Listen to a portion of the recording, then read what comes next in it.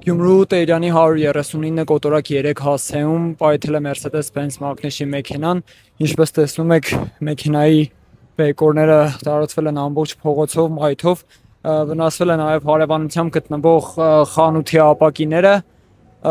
տուժող այս պահին վնասված կրողների մասին ինֆորմացիա չկա, ըստ ականատեսների վարորդը մեքենայից դուրս է եկել եւ միայն դրանից հետո է պայթյունը տեղի ունեցել, վարորդին բայց շտապօգնության մեքենայով տեղափոխել են հիվանդանոց։